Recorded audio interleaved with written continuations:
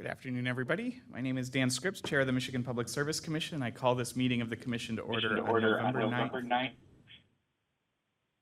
2023 at 1:03 p.m. Madam Secretary, please call the roll. Chair Scripps. Present. Commissioner Peretick. Present.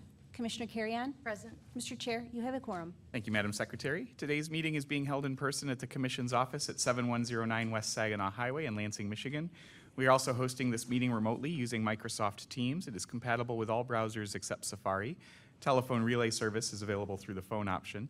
If you are participating via Microsoft Teams, you may also turn on the live captions by clicking on the More button at the top right of your Teams window, then clicking on Language and Speech from the drop-down menu, and finally clicking on Turn on Live Captions.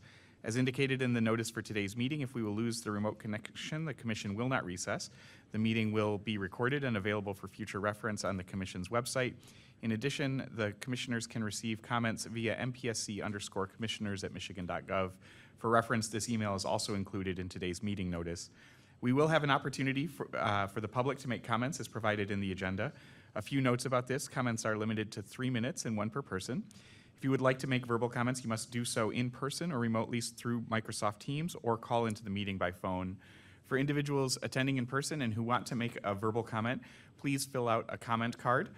They are available on the front table next to Mr. Renfro, and we already have a stack of them, so thank you for that. For individuals participating remotely by Microsoft Teams and who want to make a verbal comment, you may click on the Raise Hand button at any time to be queued up for comment. For individuals participating remotely by phone and who want to make a verbal comment, you may press *5 at any time to be queued up for comment. Public commenters on both Microsoft Teams and on the phone are added to the same speaker queue and will be called upon in the order they enter the speaker queue. Please do not lower your hand or press *5 again, or you'll be removed from the queue and lose your place in line. And finally, to minimize disruptions, attendees participating by Microsoft Teams or by phone will be muted until we reach the time for public comment. The first order of business is approval of the agenda for today's meeting. I move for the approval of the agenda for today's commission meeting. I second the motion. Is there any discussion? We will now have a vote on the motion to approve today's agenda. All those in favor of the motion say aye. Aye. Aye. Any opposed? The motion carries by unanimous vote. The agenda is approved. The next item of business on the agenda is approval of the minutes from the October 24, 2023 Commission meeting. I move for the approval of the minutes from the October 24, 2023 commission meeting. I second the motion. Is there any discussion? We will now have a vote on the motion to approve the minutes from the October 24, 2023 Commission meeting. All those in favor of the motion say aye. Aye. Aye. Any opposed? The motion carries by unanimous vote. The Commission meeting minutes of October 24, 2023 are approved. The next item of business on the agenda is the approval of orders and minute actions on the consent agenda, and today the Commission is assisted by Staff Attorney Blair Renfro, and I recognize Mr. Renfro. Good afternoon. Today's consent agenda consists of 5 communications matters and 1 electric matter.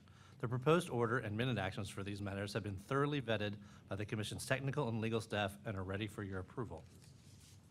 I move for the approval of the order and minute actions on the consent agenda. I second the motion. Is there any discussion? We will now have a vote on the motion to approve the order and minute actions on the consent agenda. All those in favor of the motion say aye. Aye. Aye. Aye. Any opposed? The motion carries by unanimous vote. The order and minute actions on the consent agenda are approved. I recognize Mr. Renfro. Item 4A1 is case number U-21322, which involves an application filed jointly by DTE Electric Company and DTE Gas Company requesting approval of their energy waste reduction plan. The order before you approves of a revised settlement agreement resolving all issues in the case. Thank you, Mr. Renfro. I move for the approval of the order in case number U-21322. I second the motion. Is there any discussion? Yes, Chair, I'd like to make a few remarks. I wanted to thank our MPSC staff, the numerous intervening parties in DTE for their engagement and collaboration in developing an energy waste reduction, or EWR, plan that will contribute to the ongoing success of our state's energy efficiency programs. By listening to MPSC staff and stakeholders, DTE has committed to a plan that will provide significant savings for its customers, which in turn can translate to other benefits like local economic development opportunities and reduced emissions. And I just wanted to point out a few notes the company made in its application for this 2-year plan period. First, the plan is projected to save customers a netted amount of over $600 million over the lifetime of the plan. plans measures, which is about 10 years. Over 25% of the combined electric and gas EWR programs are dedicated to low-income customers. And in fact, the company plans to spend over 60% of its residential budgets on low-income programs, which are 100% covered for eligible customers. And finally, the lifetime savings of the program will amount to over 18 million megawatt hours and nearly 40 million MCF of gas for DTE Electric and gas customers, respectively. And I do want to commend to DTE's ongoing support for supplier diversity with the approved plan. As far as new developments go, the plan, as approved, also outlines DTE's engagement with Inflation Reduction Act programs to ensure successful program implementation. And so we're constantly recognized as a leader for our utilities energy efficiency programs, and the plan really wouldn't be possible without active engagement from our utilities, the expertise and leadership of our MPSC staff, and dedication and diversity of voices from many stakeholders. Thank you, Commissioner Carrion. Is there any additional discussion? We will now have a vote on the motion to approve the order. All those in favor of the motion say aye. Aye. Aye. Aye. Any opposed? The motion carries by unanimous vote. The order in case number U-21322 is approved. I recognize Mr. Renfro. Item 4A2 is case number U-21493, which involves an application filed by Consumers Energy Company for ex parte accounting approval to utilize a regulatory asset or liability for certain projects related to funding from the Federal Infrastructure Investment and Jobs Act of 2021. The order before you approves the application. Thank you, Mr. Renfro. I move for the approval of the order in case number U-21493. I second the motion. Is there any discussion? We will now have a vote on the motion to approve the order. All those in favor of the motion say aye. Aye. Aye. Aye. Any opposed? The motion carries by unanimous vote. The order in case number U-21493 is approved. I recognize Mr. Renfro. Item 4A3 is case number U-21494, which involves an application filed by Consumers Energy Company for ex parte accounting approval to utilize a regulatory asset or liability for certain projects related to funding from the Federal Infrastructure Investment and Jobs Act of 2021. The order before you approves the application. Thank you, Mr. Renfro. I move for the approval of the order in case number U-21494. I second the motion. Is there any discussion? We will now have a vote on the motion to approve the order. All those in favor of the motion say aye. Aye. Aye. Aye. Any opposed? The motion carries by unanimous vote. The order in case number U-21494 is approved. I recognize Mr. Renfro. Item 4B1 is case number U-21369, which involves proposed amendments to the rules governing gas safety. The order before you formally adopts the rules and shall be transmitted to the Michigan Office of Administrative Hearings for filing with the Secretary of State. I move for the approval of the order in case number U-21369. I second the motion. Is there any discussion? We will now have a vote on the motion to approve the order. All those in favor of the motion say aye. Aye. Aye. Aye. Any opposed? The motion carries by unanimous vote. The order in case number U-21369 is approved. We've now reached the time reserved for members of the public to address the commission. As mentioned in the notice for today's meeting, we'll take public comments in the following order. First, from individuals attending in person, and then from individuals participating remotely, either through Microsoft Teams or the phone, who have entered the speaker queue.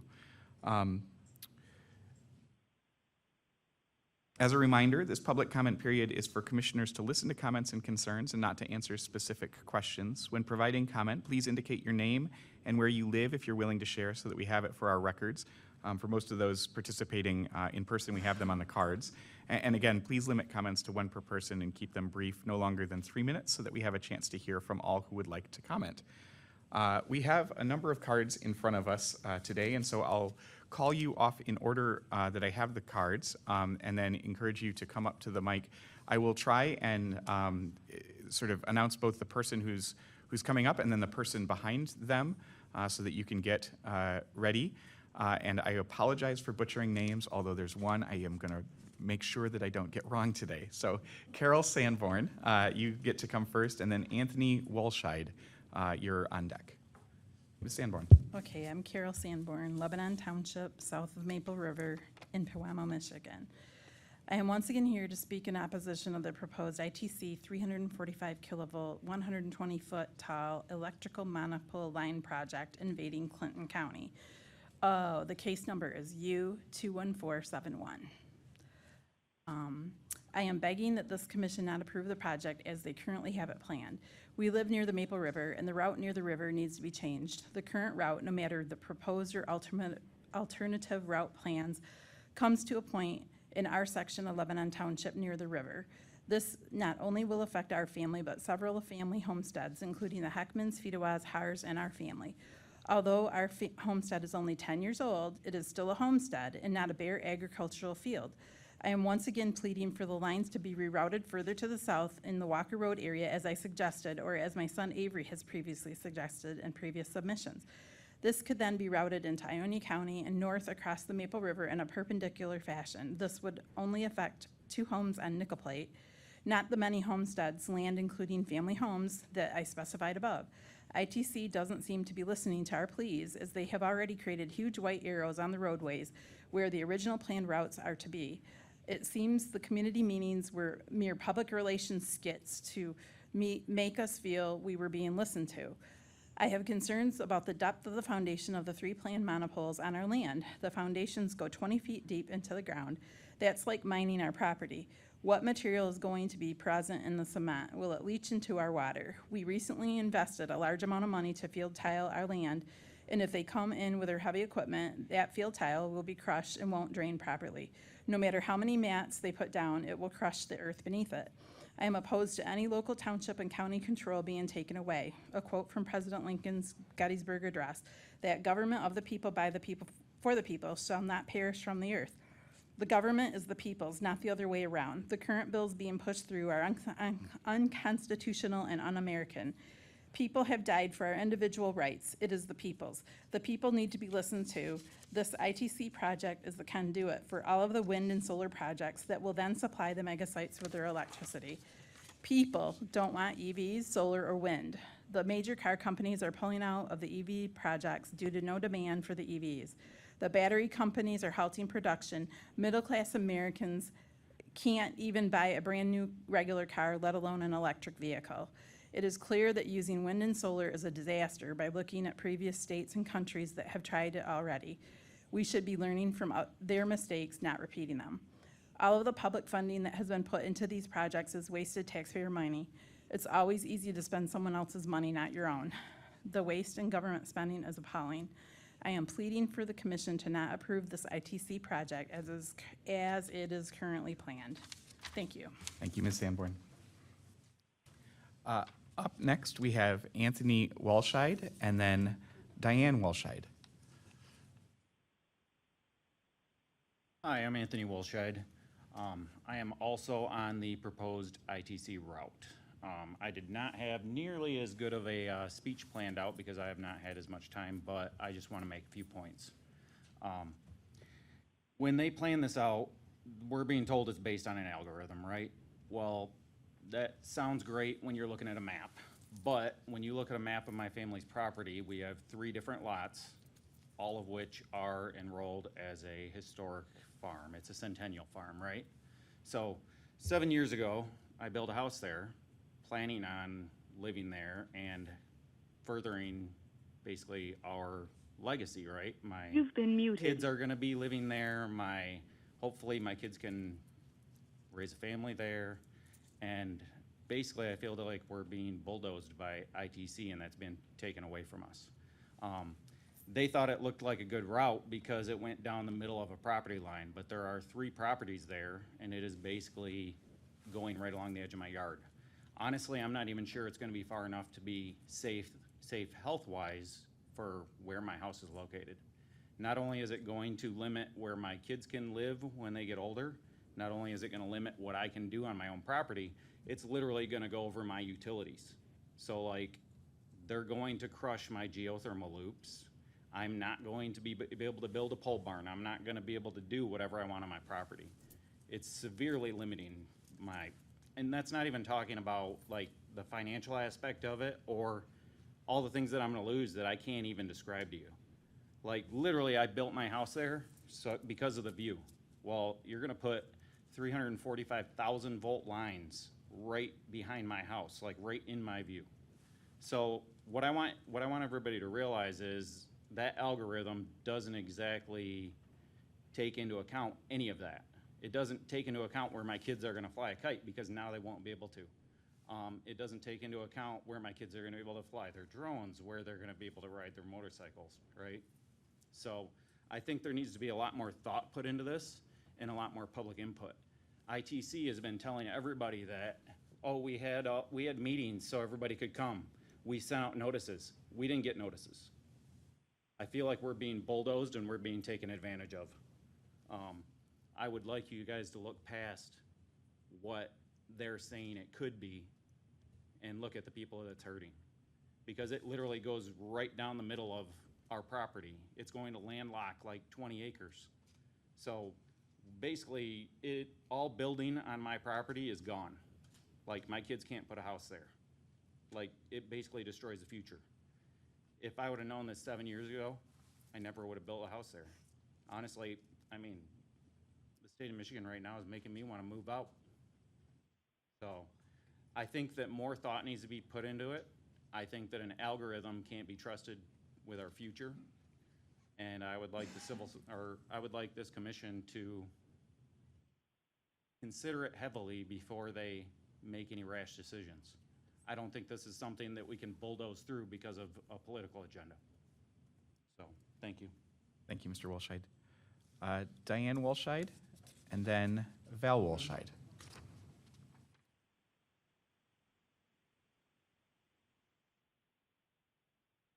Hi, I'm Diane Wolscheid. I live on Jones Road, South Jones Road, and Eagle Township. And like our son said, you know, our property and stuff and our barn are both registered with the Michigan Historical Commission and Michigan Barn Preservation Network. We proudly display the State of Michigan Historical Commission plaque on our property. It's been in our family since 1895. It's 128 years. So far, this is something that we're proud of. We are hoping to keep this family farm together with our family, our kids, our grandsons. The route through our property would damage our 60-acre farm. A lot of this, you know, my son has went over and stuff. And I guess one of the things too, you know, is how do we stop the eminent domain on our historical Centennial Farm? You know, we don't want to see that happen. And, you know, they're gonna be doing that, you know, the approximately 9 acres they'll be going through because we own 60 acres and they're running the whole length of it. So it's approximately 9 acres, about 15% of our property they're gonna wanna use, that I'm still gonna pay taxes on, you know, and stuff for their right of way. So we were kinda wondering, you know, about that. And then, you know, what else I'm kinda wondering is why can't they use the alternative route? It follows over 7 miles of Consumers Energy property that's dedicated for transmission routing, and it could estimate an impact of over 48 properties owners. That route runs along property that is currently under consideration for 1,050-acre solar development. It's closer to the proposed 1,400-acre Eagle mega site. By using the alternative route, that would be the reduction of further transmission need to be served these sites, thus fewer property owners would be impacted in the future.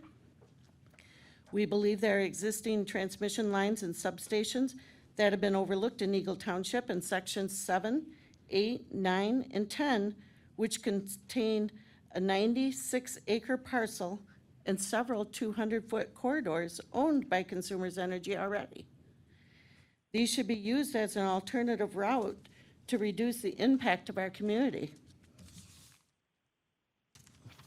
And then, also, you know, like our son commented, you know, his geothermal loops extend the field within the proposed transmission line.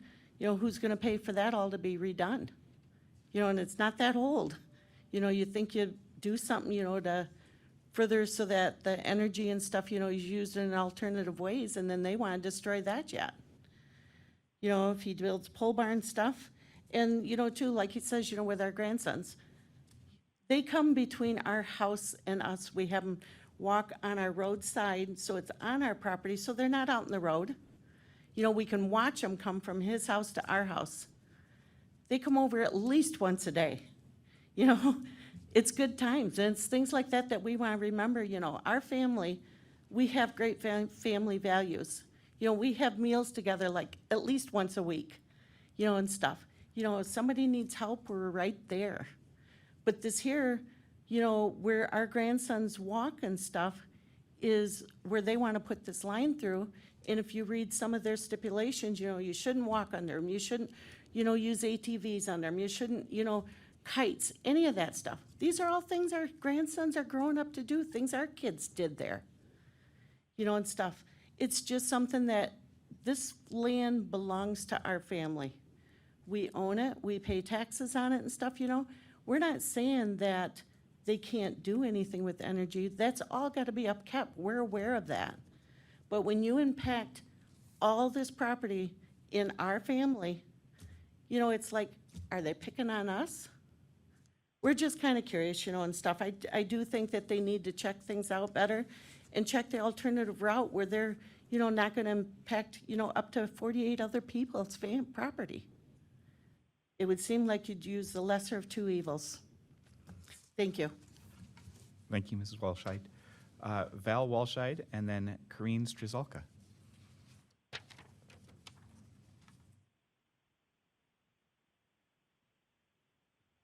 Good afternoon, Commissioners. I am here today regarding the 40-mile ITC 345 kV project from Nelson Road to Oneida, MPSC case U21471. I would like to echo everything that my family has said. This is completely detrimental to my family and our historical Centennial Farm. We intend to fight for everything that we can. It's our history. In addition to that, I would like to talk about how this has a disproportionate effect to my family. Not only am I losing my historical farm, but my husband and I just bought 50 acres and are building a house. Within the last year, we've spent our life savings building our dream home. To now have ITC want to take the full 200-foot right-of-way out of it. It's a disproportionate effect to our family, and the burden and damage should be equally shared, not disproportionately affected by one family. I believe that there are a multitude of alternative solutions to eminent domain, and I would like you to consider that. ITC has filed for a need for a certificate for need and necessity. I believe that there are lots of engineering alternatives to this and that the certificate is unnecessary. First, I'd like to echo that my mother pointed out the ITC alternative route in both Eagle and Oneida Township follows 7 miles of existing consumers' property and impacts 48 less people. That 48 people and 48 properties is a lot.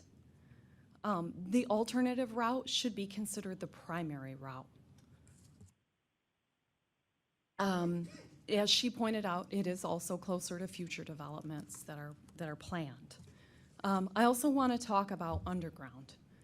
Electric utilities have long had the privilege of building cost-effective overhead, while fiber, gas, water, and sewer have constructed thousands of miles of underground.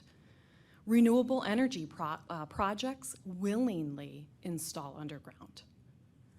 And modernizing our power grid is long overdue to improve to withstand extreme weather and better serve the public.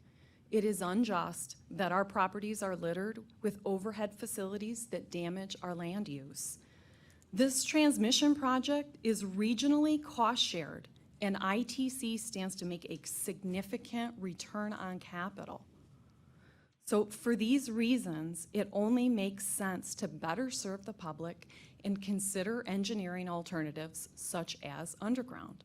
The cost of this project, with it being regionally shared, is being shared by 10 states. ITC states that the projects are to improve Michigan's grid reliability because of aging infrastructure. These same goals can be achieved with upgrading their existing infrastructure instead of building new lines and claiming eminent domain. They have several other projects on the docket that they're upgrading to 138 kV. They could very easily upgrade these to 345 and not claim eminent domain on 40 miles, actually 90 miles, of property owners. This is significant to the public. There's a couple other things I wanted to point out for alternative solutions before I'm finished. You're over time, but we'll let you go a little longer. I appreciate it. So solutions to today's grid problem should be driven by innovation, not a 1930s design that they have proposed. So this problem will only get worse as we transition to renewable energy across the state, and you will continue to hear from property owners. So the Public Service Commission has the power to change this. You can drive innovation. We do not have to follow 1930s designs in eminent domain. There are currently 2 projects in the MISO queue that can connect Michigan to Wisconsin using underground submarine cable. These connect to existing networks, and they avoid view, weather, land impacts in eminent domain. There's lots of engineering alternatives. And the Palisades nuclear plant is hoping to be back online within 2 years if federal and state approval are given. This is carbon-free energy that the state needs, and it uses existing infrastructure. These are all engineering alternatives to eminent domain. I am begging you, do not allow ITC to seek eminent domain on our properties. Thank you for your time. Thank you, Mrs. Walscheid. Yeah. Kareen Strzelka, and then Dustin Pfeiffer. No, you're good. Thank you.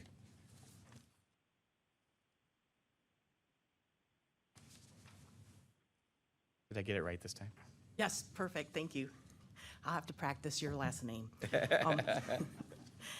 I want to talk about the ITC proposed power transmission line from Oneida Road to Nelson Road. It's your case number 21471. My husband and I, Larry, we have about 20 acres that are going to be taken by ITC, so I just wanted to let you know what the effect was of our property.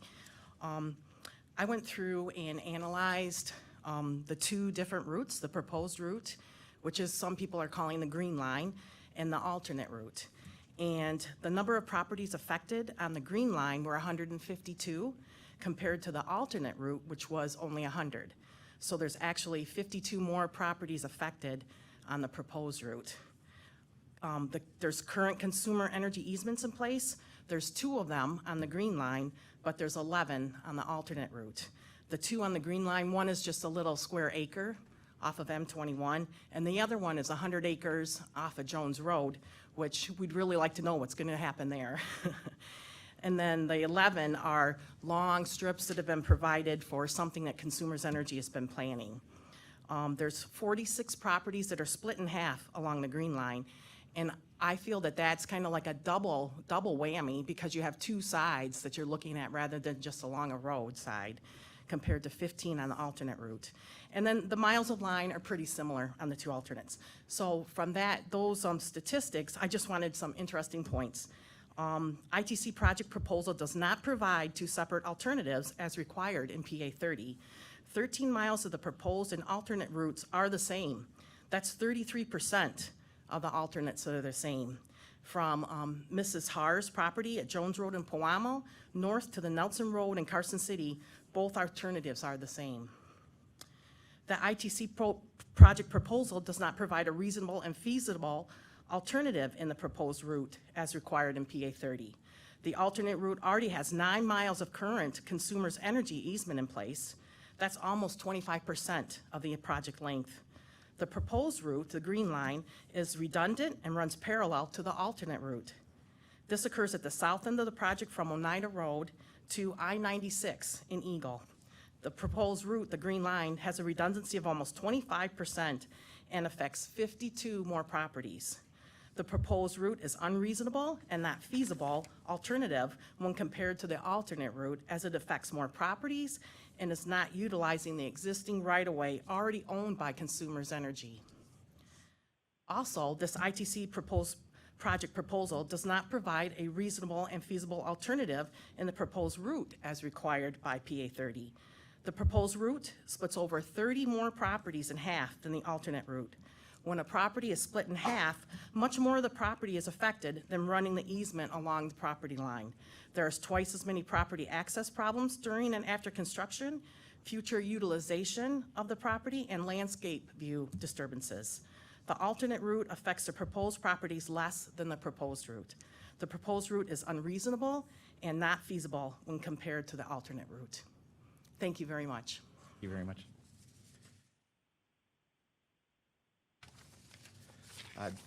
Dustin Pfeiffer? Okay, thank you. Dr. James Sikarsky, and then Dr. Judy Sikarsky.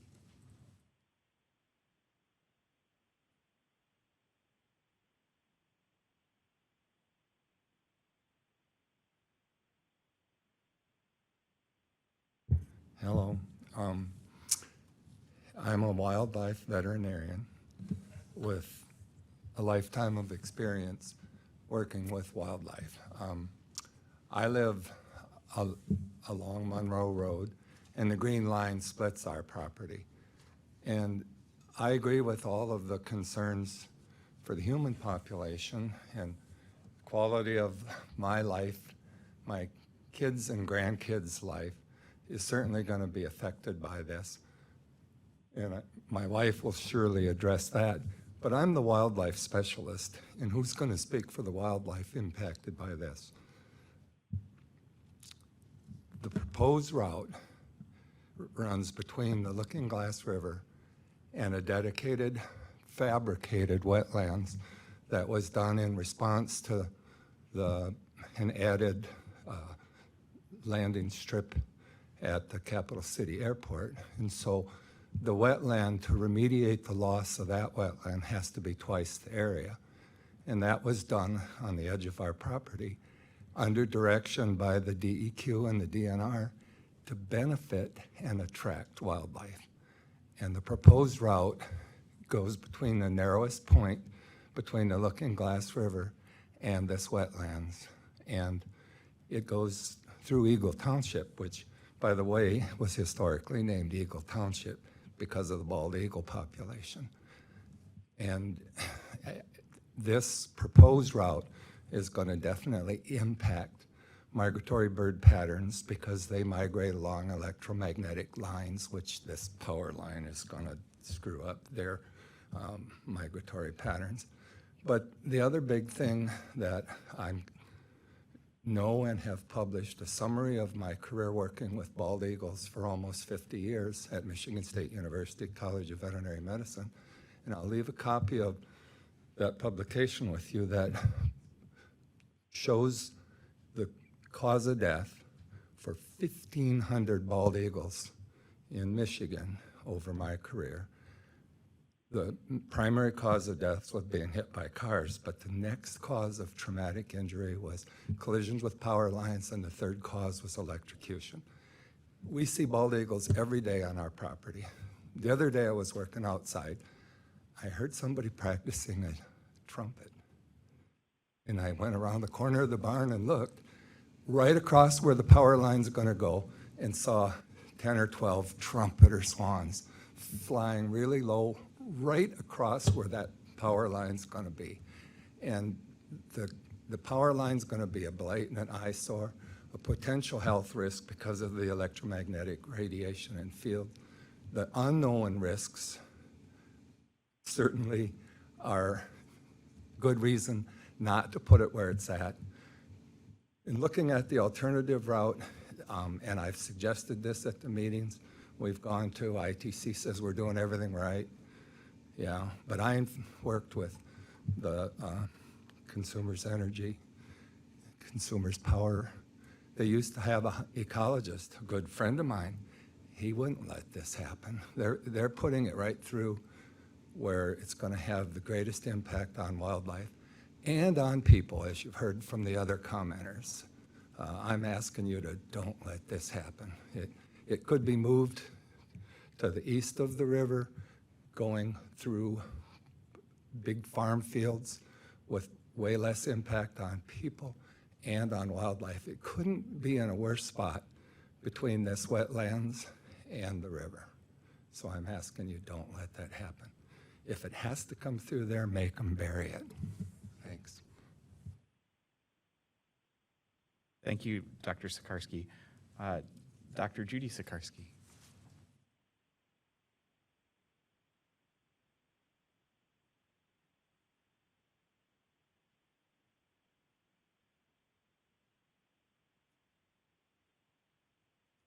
Thank you.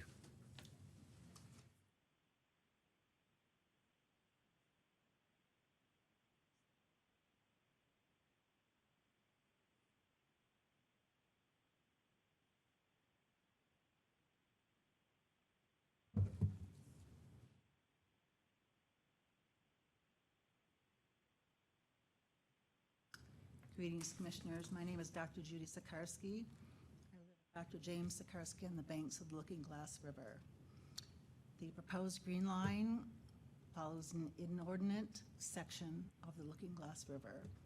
We built back in 1986. The proposed line, closest point of the line of the high voltage electricity, 700 feet of the river, and our house sits between.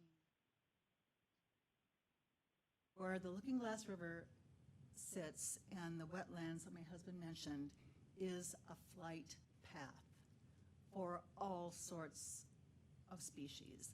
I've given you 2 articles as far as mortality of bald eagles, both in Michigan and nationwide. The second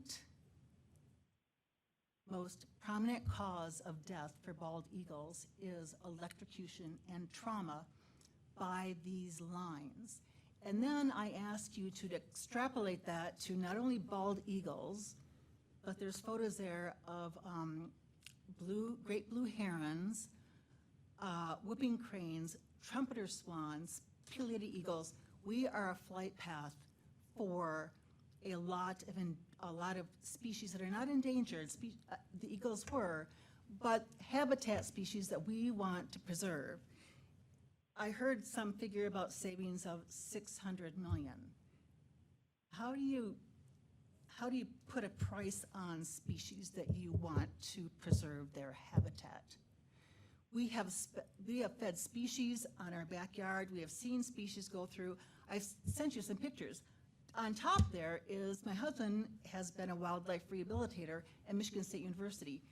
He has been in the paper, the Lansing State Journal, the State News, numerous times, and there's one example of a snowy owl that the students from the College of Veterinary Medicine from Michigan State University rehabbed in their wildlife rehab center at Michigan State University, brought out to our place, and we released that snowy owl in our front yard because it was considered a safe habitat for this species.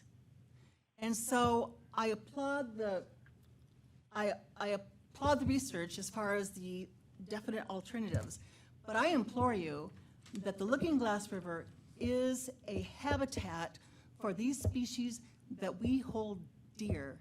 It's a very quiet, lovely space. It does not want to look like this.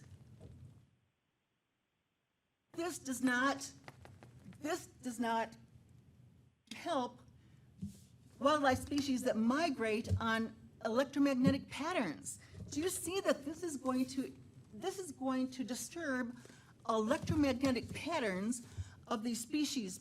Pileated woodpeckers, sandhill cranes, trumpeter swans, which are the endemic swan species in Michigan that we're trying to reestablish, which my husband has done all sorts of research for. We're trying to preserve the wildlife habitat that we have along the Looking Glass River.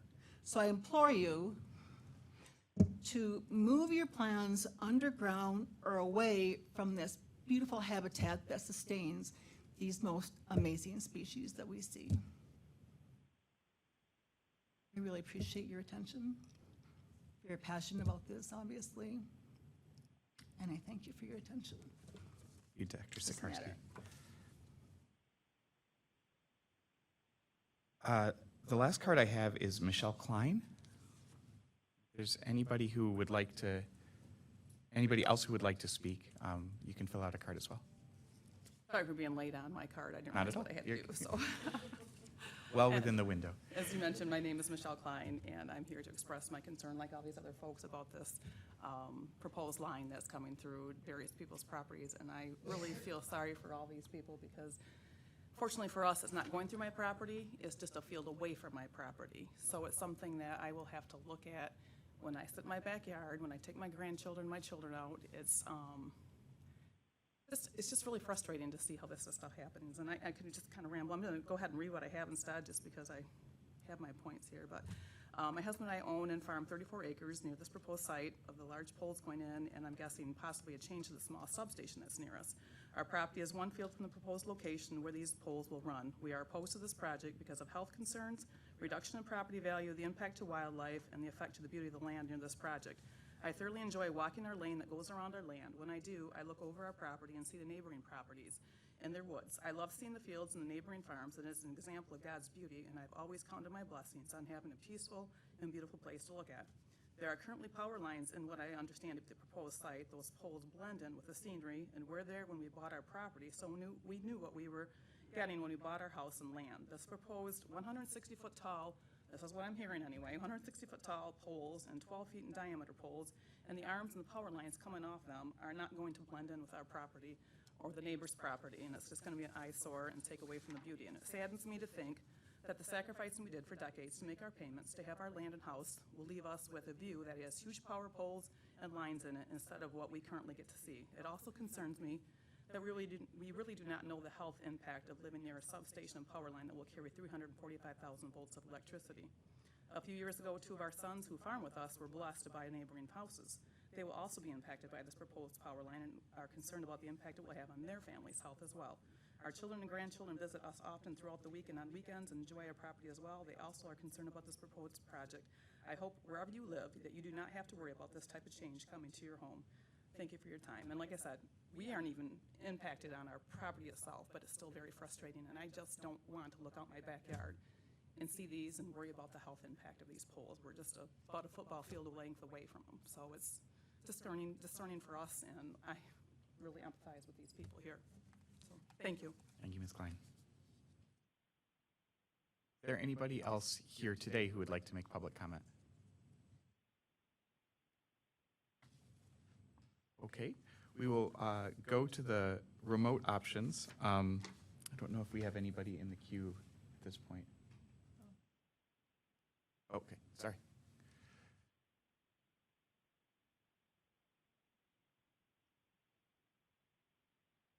Good afternoon. Hadn't planned on speaking at all. My name is Gordon Deemer, and I am affected by this proposed line also. I can kind of read in my letter that I had sent off to the people, if I may. It's concerning the case number U-21471. It says, my property lies directly in the proposed path of the transmission lines that are being considered. Over 40 years ago, I was happy to find my property, which was shaped and positioned in a way that would best support my aircraft electronics business, Beamer Avionics. The property contains a 2,000-foot long strip that I had used for runways. It was able to serve as an airstrip for my aircraft repair service. Then there's additional cleared farmland to the east of that, which kind of made the whole thing almost 4,000 foot long. But anyway, this would cut right across the middle of this thing. And so also high voltage lines would interfere with signals I use in my avionics shop. The value of my land, I sure will decrease, as shown by the proposed consumer's route, because those people had purchased a lot of land along that at reduced prices, which means mine would go down then. So that Consumers Power, I would think, would desire to sell to ITC, because if they put this high voltage line at this preferred one, it would make their land, I think, unusable, because they had bought it for putting this line in a long time ago. So, yeah, I don't plan on selling any part of my land to ITC, and I'll try to fight it if I can, because it just takes away all my, dreams on that. I'd hope to start using my runway again. I'd purchased a little aircraft to use on it, and it's gonna mess everything up there. Unsightly. I have a neighbor who has heart conditions, also my brother who lives up north, and they have been warned to stay away from high voltage stuff. Their lines up there were only like 13,800, I believe, volts, and this being 340,000. It's like my brother says, I wouldn't even dare get my pacemaker anywhere near that thing.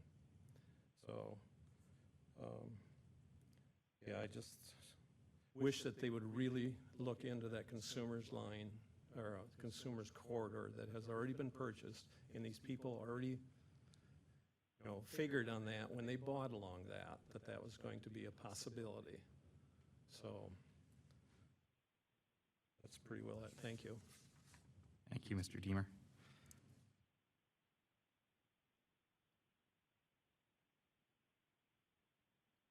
Okay, it doesn't look like we have anybody online either that's raised their hand, so we'll wrap up our public comment period. Appreciate you all being here.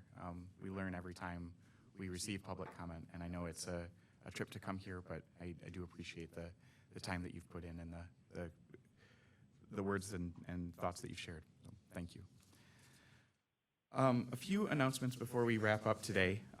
First, earlier this week, we released our winter energy appraisal for 2023 and 2024. It's a really great document. We produce these twice a year, once going into winter, once going into summer. The summer one looks at things like gasoline prices and peak loads as we get into the warmer air conditioning season. Not surprisingly, the winter one, although there is information on gasoline, looks more at natural gas and propane that we use for heating and sort of projected electricity consumption and demand through the winter months. So it's available on our website, and there's a press release as well on the website that sums up some of our findings. But broadly, we find that we have adequate supplies of both natural gas in storage. Michigan's blessed with underground storage, and in propane in terms of the propane available in the footprint, and that prices for most commodities are expected to be lower for gas, for propane, and for gasoline, with a modest increase in electricity demand or electricity prices. So I'll leave the details for your review, but think it's a really fantastic report, and want to thank the Energy Security section who does a great job putting this together. And then also just to note that tomorrow is the day that we'll be observing Veterans Day. Veterans Day, of course, taking place on Saturday, November 11th this year and every year, but we're observing it tomorrow, and so the commission offices will be closed. But I do want to take a moment to recognize the folks who work at the commission, who have continued their service in civilian life with the MPSC after serving their country honorably in the military.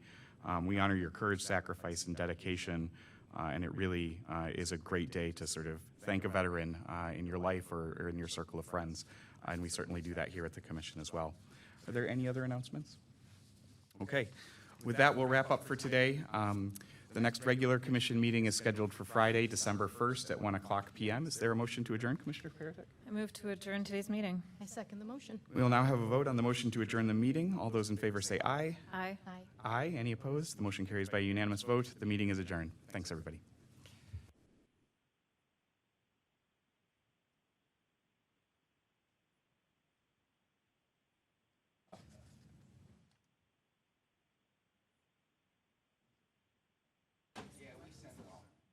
think there, oh, no, there's something at the end. Yeah, there's a letter. Dr. Sikarsky, thanks for being here with us. I live up near Wings of Wonder, which I'm sure you're familiar with, so, yeah. I don't expect you to read that whole scientific publication there, but that was a summary of my life's work, Yeah. basically. And I never do that. That- if you,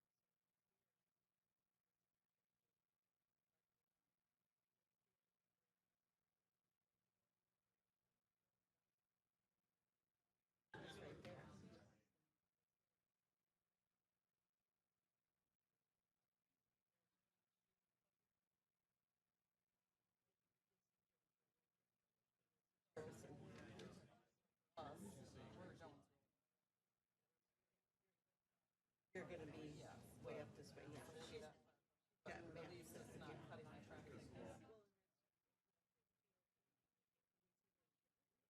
But it actually comes out.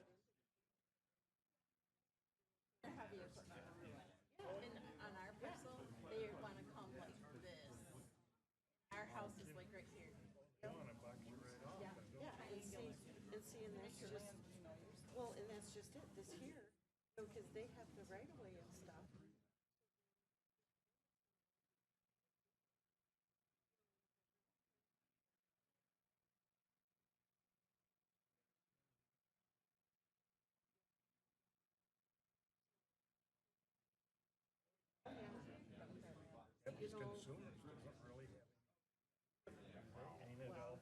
No, what they do